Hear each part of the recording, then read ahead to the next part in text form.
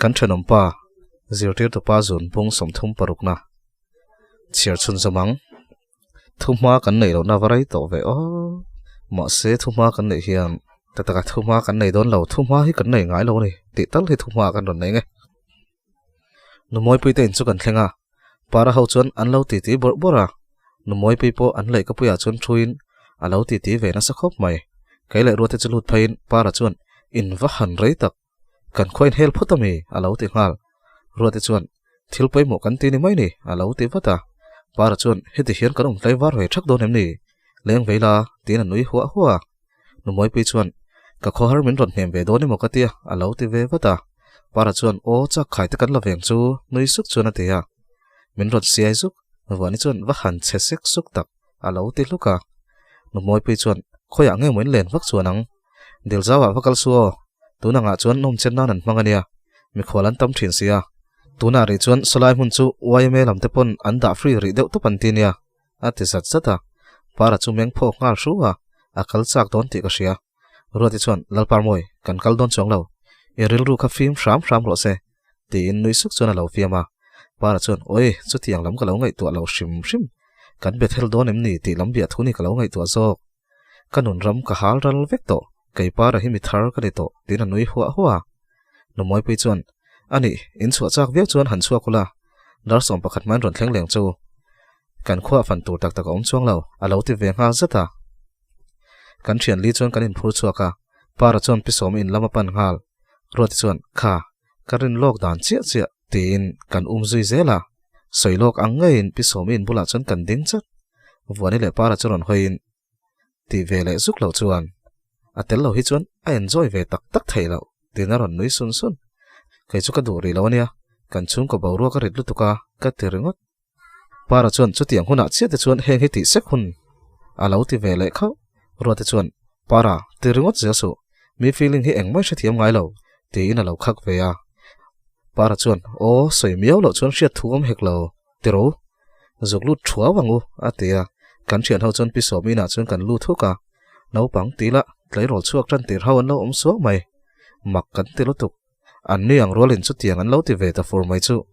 khovel hi a che to ni hi tin ka ngai tua kai ni ho chu kan la don tin hre ve nga lang ti ka hlau si min lo mu to box si chuan lam tur wa wang tak ka lain ka zakru ang reng viau maya an ni po chun lai ve hle tho para chuan ente pi som Christmas budget chu heng ho hi ni ta mo min ron en fel puite ipek za le kan ri ko thi ain mil mi alo tin ru ma chuna lut nga la wani chuan zoi te hian he pa tak hi chu o shemuna pokal sen soi chuak thei mayang wa han buai lo sang fal thei tak ati zoi se pa kai ni po chon chu tianga chop le chila dot buai map lawa sai thei chu kan nui rengat ma se mak chu kan ti lem lo para khani miawa nui var chung chon an ron chuaka para chuan kai ma ni lo ti fel lo ni kha ti kha chuan a dik to e ti pa chuan lo pang ho chu en sheka engen ti don tin ne lom lo zat chuan a mel rala no pang ho chuan APJ kan la dona in thlasung deuh chuan an tia para chuan rui buai reng su tiang huna hian rui tum ve ringot lo tur kan lom chan hi hriat chian tur man ni luka camping kan buat se kan khotlang tlangwal sol thin jok te point biakin le zai khom na laman pan so la ya nang ni no pang te in ti na trim zeka no pang ho chu chuat bin an ngoi renga kan chu sana wani chuan iwa han do zar tak em engtin ngen hiak phoi ei loin khatiang ang dot khai soi thai ti na check tlaka roti chuan dikchi a hlo om te poi hlo om jok ti na nui sen sena para chuan kan hiak te chu ka phoi ve ei kha ti na nui kur kora school hlui tanga bok chuan kan chhole a para chuan dispo le engkim alo in tum le vek to kan thu khom che tia chuan kan chaka chuan thom kan ria kan phuzuka let le mai kan du lain para chuan nula le tlangwal chance nei te pon ni mai theisin tiru han en thlangu a titlata phur fashion lo chuan kan han bi thla usangi umakimi mi le rozalini rempui te chuan an lo dom ve reng chunin para chuan oi an dai rei kha ka tere ngani tiang khilom milem a titlaka let le mai kan tuma ruati chuin pal ri khuta usangi chuan tutenge a ron ti ngal para chuan oi tu te nge ni zawk a han ti ve ngal uma kimi chuan para te in ron kal velo ti pa chuan an grape juice le beer vel chun thuk ro sut suta para chuan ron bethel kan tuma in lo bethel ve thoilo a han ti zat zata usang chuan nia hai kan zau trep engtik line nge in ron kal kan shalo reng reng phadeu dai chuna ron ti vele para chuan ni chin mai khan in bethel na chu van rem mel em thing thi chung ngai in han tong trai la ti ru ta khin kan han tong trai ve mai don em ni a ti kher uma kim chuan a chep to vio sin hei kan zau trep ani mai milo hang luk ro ti pa chuan an be ka chuan eng mo chun khung mol mola para chuan min hlau su kan ron mu vek to ti ro a lo ti ve a uma kim chuan ke chu ka in me lo nia hei ka thian te hi ka kalpui ringot ani hi a lo ti zat zata nia a tan chu na moi lo ve boka ein zeb bi ka ngai mi lo zirtir tu khani ve miawa para chuan a ho lutuk in ro khoya ma kan sei lawang ma se van pathian zok hi in bum thei kharangem ti in a le hoi maka kan kal nal para chuan mu fu hin ti khopa a mu thi fu lutuk ringot a noi kur renga a thlang dewa chuan chuk thlain para te ho chuan an ina ke chuan ka in ve chak lol lo dik tak chuan kan sung ka borok chuan min del rit tak zetani ma se min nor ve renga wang chuan no ni vel chu kan in sak ve a zoom in puyang kha chu ni lo ina ol phiana ma se rui khop chuan ka in pai lo a tui reuh phian mai le ngal ka thian te chuan ni chuan in zo veka an rui ve pa ngai viang mai para chuan tiru uma kim te bula kaltur atia kan han chawa a tong du to sanen an tong du bel le don ania in sol tura kan in rin le nge chu ngai don ani kan han chawa an ni po chuan an lo in mek zu chang kang de wan lo nei le ngala uma kim ngai zong tu ten ron kala an soi dan chuan dil zau homestay an thlenga ni ome chu thomas chuan a hriangem a hriat ka ring ho lo roti la chu ameng dul ve ri to boxi uma kimi tak chuan a in ve vak lo tak tak aniang ma se keima ang tho ni ka ring in lo top chu ang lo para po chu a han che vio do ne mokatia an thil nei chu in ve cha ka niang a han tlon siama oi usang chu tun la hi slim top in dai ta mi a han ti zai usang i lom tok la chu tling oi tak mi ka slim mi a ti ngal para chuan oi moi tok top han workout le zeu la i moi tok ngutang chel lu tuk po hinal lawa thau vak po moi chong lo nang ma ang hi tok vel che nei hi ka mu cha khan mo la hriat chua ka na ya atia usang chuan engmo nui ho chuan lo ti para chuan lemziak thiamin andu thu sam chimbal le arsi te mangpon hanziak sela an hen chuang lo che ti vel kha ati chuan usang chuan oi iti oi om lo ti anui kar pa chuan para chuan lo te chuan a benga wani chuan lo ngai reng ro enge matak chu dil don chiang lom lo en reng ro a lo ti sura para chu han tol nai zela khoi mo tlem ka lo in ve chin ati ta tak kan thian ho chu kan in ena kan nui ringot para nan vai mai chuan a bol nei don lutuk uma kimi ti lo uma kimi chu kan bula chuan ron kalin min ron ti puya sarjon ate chanchin te chu min ron zota ka hriat ang chu ka han hril ve luama para ber chuan nuama ti ma to wani chuan para umoi pin min lo ngak rai tong hei dar som pakhata pel tonia atia para chuan merry christmas veku kan chuka nge usang emoi thlot an tile rama usang churon dingin emni kalom kalro parte kainipo in control tokin zai khom na lama kan kala langai atia para chuan zuk che chelo ula oi nangchu che sual ma lai che chuang lawang atile usang chuan ngati mo noi ar chuan ron tile para chuan i che shrim kha i chelo sa boxia i che chelo ani to ti pa chuan an noi so usang chuan oi kaning kalom kalro atia uma kimi po chuan anin ball futi ve bokaniang alo kiai ve suka te chuan numoi puite in lampan chuan kan chuk lea roti phone chu ron renga ala lo zel numoi puite ko da chuan scooty chu kan pa ka roti phone chu ron rile para chuan oi kha ni chi na tang khana reng na tinge a la ve mai ta che a ron tilar lar roti chuan ka be pai hleinem alo ti por ve chaka wani chuan khoi ke man kan lo lang hello kalapik lo elo ti na ron noi suka para chuan oi tha suk lutuk tum kaw ni ang tuk tin anuya wani chuan i chiani chu tin phone chu changa thomas chuan khoya ngai nom hei nungori te na ka kala de boy ten lama kanom donin tisia nau pang ho chen lo oma atia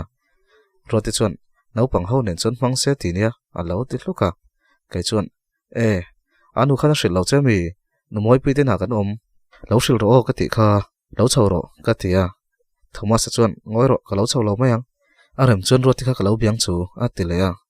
ro ti chu phone kan pe a akal sanga an vain bia kai ni chu in lama chuan kan lu chawa numoi pi po ma slap le in a lo muwa alunga leng hle ti ka sia para chuan oi numoi pui a madam moi pui kan ron thlenge a han ti chu la numoi pi chuan in ron let le lam chu har thar nain changem ni tin an noi suka para chuan change ti danglap na tlanga ti danglamin kan zuai ni hi du ve ala ti zui voni chuan alo sik pata numoi pi chuan nui hak hak pa hian ai du ve lo mayang ati maya para chuan rang zet hian du po ni la to law alo ti zom ve ngal sat numoi pi chuan khoi chetani la khoi ange ruati atia para chuan mangai na van duai ni so aron lut tre pang ati lai chuan ruati chu ron luta para iche zot zot aron ti lut para chuan ka thave tin sang ve le ngal voni chuan oi iche ber chaina atlayan thil siam rit tewiang ati supa para chuan ti ve khang lang oi ka chul ka chuai ka zuai vonin min husit min kheng bet mai teu ati pa chuan anuya numoi pi chuan ti pa ngai ang ti na lo khapa para po chu ati ti pa ngai thei ve le mai boka dar khat vel thleng chu kan oma thilei te hun chuan kongka chun ron kik dat tata tunge man le tin ka va honga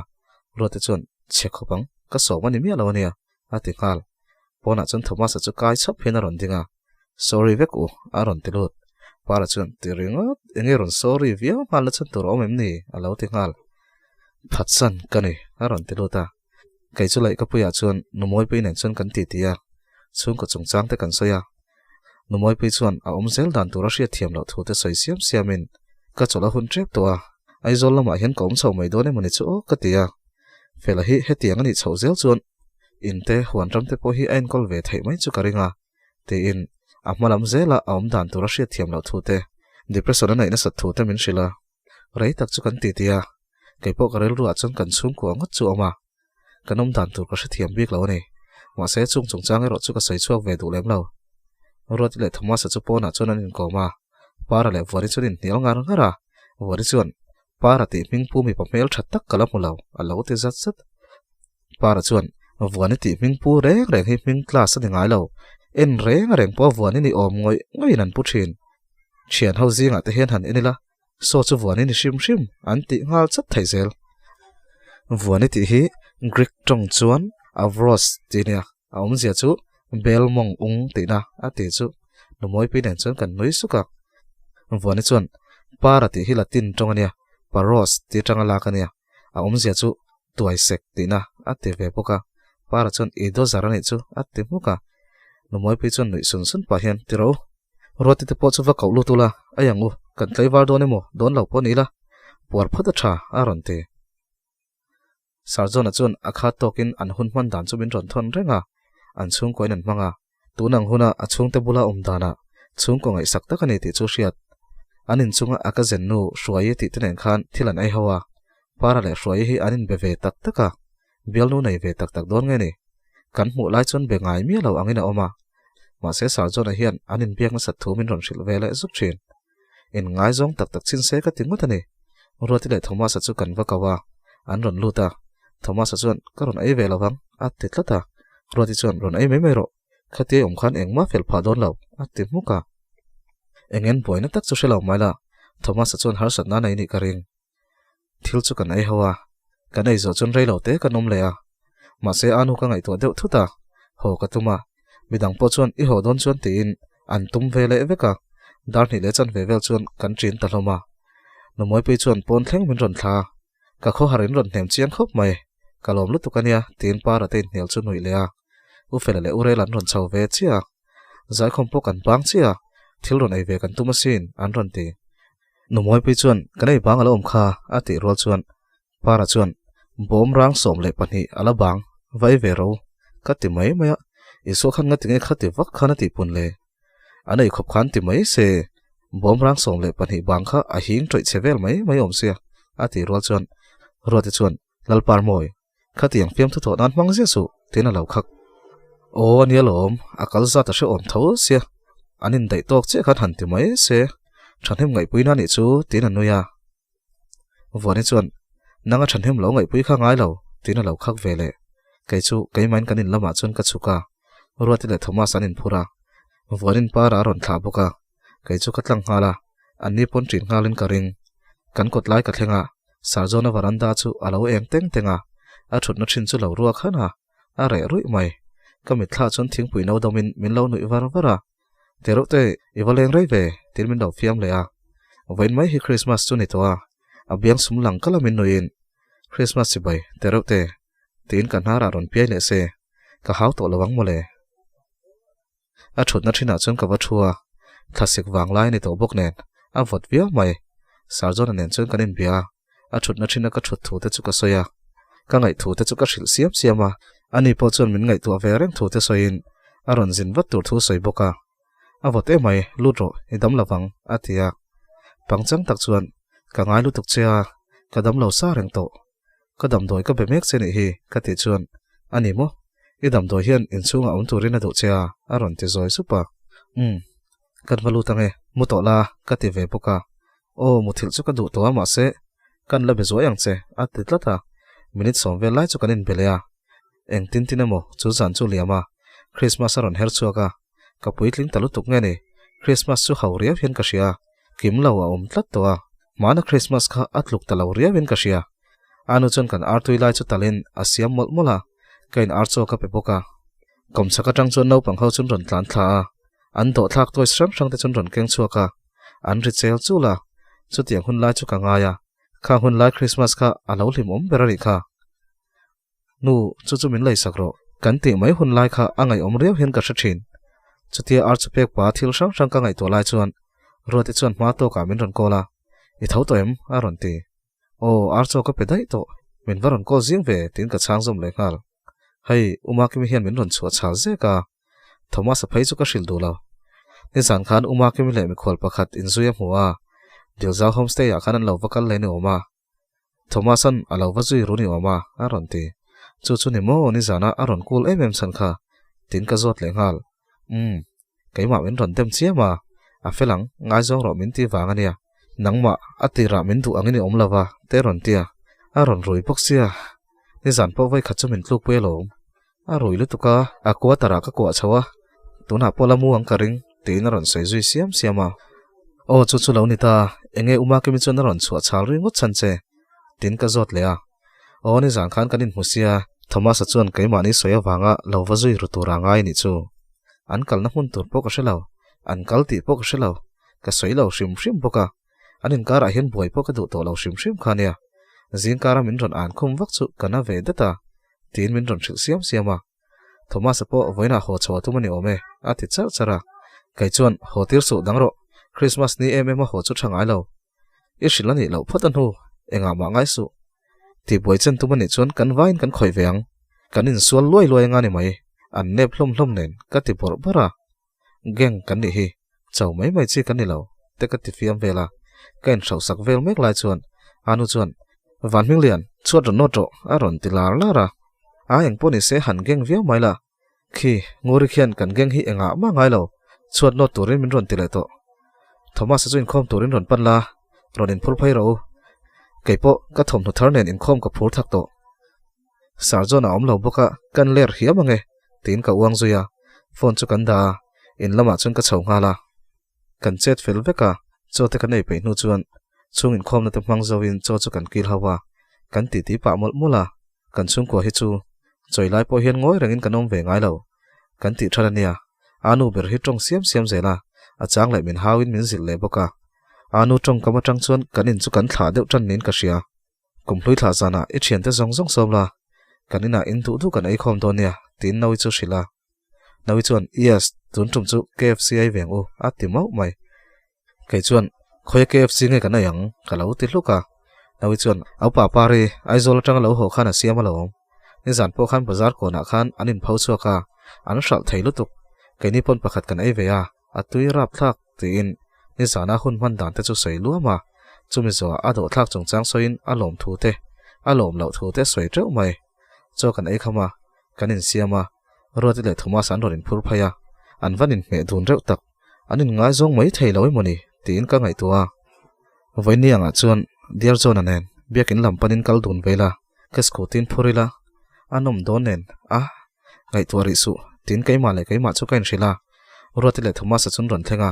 kanina chunan ron lut koi zoi anu chun treng to khian ron lut su kan tlai don kaltlang hal ro alo ti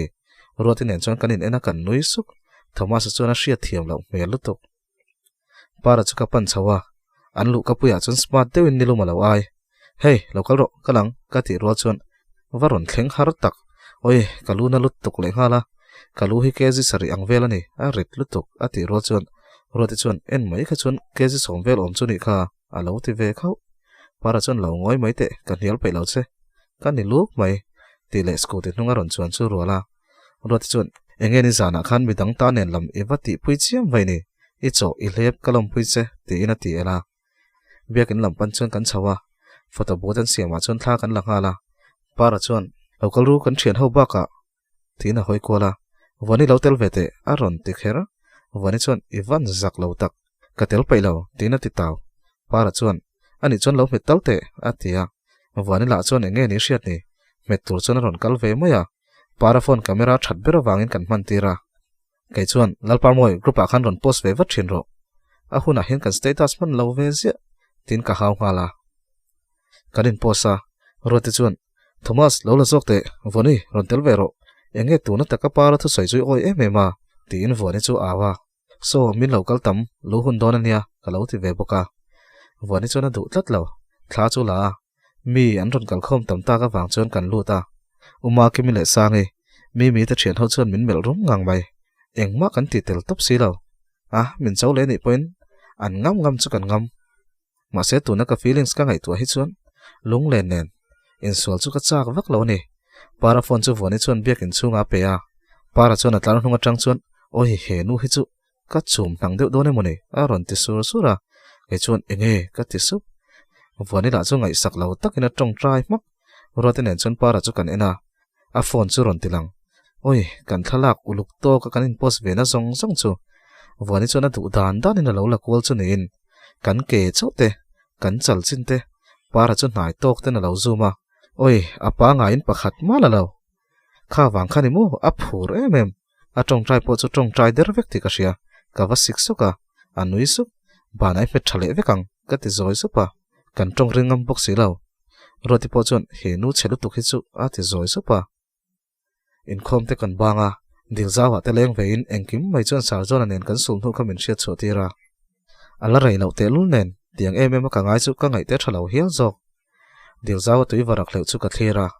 atlang a chak tlang puya moi mani hoi par lo vul ta chu a moi zol ma tlani her liam tur dul rui chuan a kap eng moi zolin ka sia tin tlai zong par mu mai chu ni moi ni tlai rol te te ngai zong in du min an leng kwala longa chuang dunin anin chai nui ara kai chu kan thian te nen kal tho mai la mal riau hian ka in sia ka tlai meu lo chu ni sa zona ka tona tang hian ka sof zo vek to dil zawa chun thla kan la chuai choya zurui velan ron tam tak china chuan kan ho ta daya tiang chun Christmas bo ruak chu liama roi che po kan tling ta thuaya sa zona in tiam mangin ni somni pasare chu ron her choka chuni chu ka kha hlel em rolin ho phur viau na pakhat kanaya ani le apa pu ten ron kal don kan nu fa chun kan mal riau hian ka sia porwa ta ten ron leng lu thina kan vc te pon ron kal ti dan kan ngai tu na sa ma sen ni pon mi zo dan a chuan ti vel bak tan chan turan nei bok si lo ma se mi zo dan hian ko ta thiam min chan tir don si lo ani hi chu kan min thei mai theya apa pu zo khini zo ngai dai toy mo ka ti kha a in le na sa to lu to kan tia nu pui thar du am deuh le phakar deuh nei bok kan tia an ni chu kan khuwa tanga kilometer som sari vela la thingmun khuan pem to a ani te chu ai zo lan pem thung tuma chun min ron be ngai to lawa WhatsApp group kan siam ve a chu ta chon an ron tong ve zeu ti lo chu kanin be ngai ta hlom mia lo min ngai sak lawa kai ni pon kan han ngai sak te chiam bek lo ma se tu na kanin hunin tila anin hunani zok mang chu danang chuan suma thok chuak thai tian riat meu chuan an ron nai tual tuala tuna chon min ron nai ta viak mai sum hi chuan kan mi singa thatna om ve ta hi ati chevek thai ni hi kan mi ti dalin kan chia le thriat na min pai bo saka sum ngai na thi sual tin reng bulani ti zong zong hi adik em ani chung ko po kan dar pha don ta ni hi tunan thil tum hi an ron titlang ani chuan eng tika ma ka chung te angin ka en le to ngai lawanga ka thi sen zom puya ka ngai to lawang apa za viau maila zingkara chon apa thana chon kan chung koin kan kala Christmas don khan kan ti faya pangpar te kan zuk da sak ve khania apa thlan chon kho har takhian min lo ngak ni main ka sia a unaw te thil ti dan hi ron thleirin ron hu ve se ana ve hian ka ring ani omsela chu hetiang hian apa puya me zonga sum du ber hi aron in rol ngam om si lawa ka she ve man lo na ama pon ram chung changa hian an lo boi to a ma se unaw boi fo zonga fu lo a thalo tin apa chon ram zau tok taka pe a ma se apu chiang ate lai tir ve ka ni oma tuna kan poina po hi papuya wang tho ni chu kan no pan laya papuya ram sal then wang phok tuna kan boile ta ka chuan anu chuan amau laya thil thleng ta chumin sil ve siam siama kan chung thum te chuan apa thana chuan kan ti ti ve siam siama nawi po chuan engkim sha thiam ve vek lo ma se kanin kan chan don ani ti chu sha ve dewa papuya chu a ho ve em rengota anu chuan engma soi ve lo turin min khap le thina ma se taya an ron thlenga kan pawro ka zirin ka ngoi reng thein ka ring lo apu te poron phei ve vek turin kan tia ma se api le apu chon kan ron kal lawang omzi om don lo eng tin pon ron ti se ron nei tuma ron kalan ni chu wang chon kan thu chuak in omzi om don lo mol phau lovin ti hian min ron zom to pulani mai tin min shila anu chon kauma mi hi ka soi pui thayang ani chon min sha thiam thina lo ti in bai sei na la nei tlata kan tlom ka tia anu chu ka khongai ani apa thlan lunga athalak om chu toile hliau hliau thina a tap chuak lo na a tap hom chak ti ka sia nu hong u helai om reng hiom ziom lo ti in anunga chon ka beng thek theka reitok phang kanom nu chuan kanin lampan chuan kan ho nak naka vok chu ka chana ma se voin chu mu ta dik thei meu lo papui chu dar som pakhat vela ron thlen mai ka ringa ani te chun tlon chuan dar khat velan ron thlengang sarjon apo abai kina ron kala ma se ani chu ron chuat lai dewa wangin dar ruk vela ron thlen ka ring thung anu chun za yang ai thla in chung vel chu ti fai mol mola pon lam varanda chun chuakin a hoi le vau thira ti thei nei ka van chak tak em vok chu ka chan zawa zara chuan turin ka da anu chun noi chu iputen a lo valeng ro a ti tlata noi chu ka va thla a pei lo via mai ma se anun kadin biang na te she ve lo se du ni ka ring a po chon min lo belua ma mon ki male ini ma mi chun ron kale tin min lo zot fata a pi chun ka chana hriat chak mel tak chun min lo en ho boka an ron chuk ve ve anun ron phei ve ula ti mure ka ti chun a po chun kan hu pei lo inu hian pasal dang nei se lung oi lovin ron che ni se ka thiam hei kum som pani lai chu trol pui thak to chuwa pasal dang nei tumna po nei lo ti chu chiang e mema kan fanu ni wanga tran po ka ni lo a fa te a en kol dan chu te a ina lu alum zui dan te thlengin tu fanu dang ma hian he tiang ai tha hi chon an ti bik lawang chu tiang ani chunga a phal lo chung an shal du chal mai chu ain za lo thak lo tu ka lo an thil ti dan te la kha an shal na tanga poisa pek ve chun tumania in shal na tangin in pe ve zo kang chu a mu po ka mu pai lo inu chun shal lo tura min thei ngang lo ani chuan kanina ron lut nga lang chu tlom taka nun renga tu lo ipu te kan la dam ve hi a ti char chara a pi chuan amak e mai khatin no pangom lain thinrimin thu thla ngot zel su ngori po poitling ania angai dan le adu danin alo dong song ve bokang chu mo o ri ngal tun turan ni ngai lo adu anga kal thei tangang lo ni point in puilaman ron homai tur la ni tianga lo thinrim pui ri chi mangai lo alo ti ve char chara dik tak chuan a pi po hi a thinrim tak zet ti ka sia ma se a po thinrim lo soi pui chuan a po chak to lo bok ne a thinrim ati so san zol mai mai hlaw ania ain sum thei e mai kan bai seina nei chun chu ani chau chu ni towa pi kan va phai nge nawi lengso ilen pon tlong tlong ite na bak lengsu ka tia kanin lampan chon ka phai le ngala anu nen chon kanom dun rek reka puitling takin kanin kom ve a zo na te min zotin kan hena tangina voi khatna ni hialang thuron te bai sei ve a amang ang tak zet ti ka sia banga kan chung ko thala kan tar chu a en le vung thina amita sen ram reng mai kan then in nei tu pu vonga te le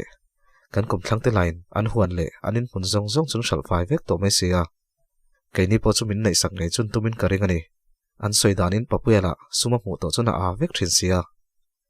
dar som pani vel chuan papuele anu pui bal mel zet chun ron thlenga anu pui chu kam sir vela chun ku vai na tuya luang deuh renga atong suwa atong pa chun kam sir chu tuai le zuk thina varanda chuna zuk chuaka pa khoi chin khumoin ram an tinge ya oi ka thin lung chuna zuk a thip zuk ni berin ka ria chunu chu vak ke ngal buan mai chu ka chak papui chu anu chuan umon kim thingpuin du donem ti in dam thlom chuna bia thlom ka in tilu tuk chu aw chu awak mai chu ka du papui chuan du lo mayang thingpui dora kan ron ina ti in varanda chuna chuaka khulai changel mun thang zol doi thleng khunglai zong nen khon kan ramania apia lam zong po hi hei zong tra kung zona tang hian kan ramani phai vek boka kapa vi si lai mi khania kan van nei tak tak ani atia an phur mel sur khop mai papui anupui engza na nge poka hre to lo chunu chuan ngori paisa chu engza china che chuan nge in lung oi shim shima aron tele ngat phei chu kapi izak lo mai engza ma kan lungoi lo kat ti muka papui chuan min ron mel hala ka ding chuak ve khal anu chuan debo thuro ini ma mi ron thleng phot se kan soidonia ati chuara papui anupui chuan min en rum lutuk anti dan vel hi kan chan don tho ani po hi an min mai ka lawani nge an lo min to reng zok ani tela an khosaka harsa ve tho sia ole khati zong khani le sela ngai thatu zong ta chunga kaloma min lo like ka min lo comment saka min lo subscribe sak thau torin ka som cheuni invite khat ngai thak na ni chuan te khan ti thina ti ve tang invite khat ngai thak na ni chuan in ati ra tang khan episode 1 ana bung khat na tang khan min lo ngai thak sakula min la subscribe lo ni chuan in notification bell te kha min lo on sakanga ni deuh tu la hype kha apoi mo ne o chuanin like po apoi mo a chuanin comment po share phei chu a thal tok ma se share he chu payum lo ve a tlom ngai min lo ti sak pai nom chuanin thank you very nice ani top mai ole en poni se mut tui vek ole chuna lo ngai thla te kha zinga lo ngai thla te kha choi tui good morning chuanin chuna lo ngai thla te kha na tho no mu chuan tlai lo ngai thla te kha ni tola thank you very nice le phot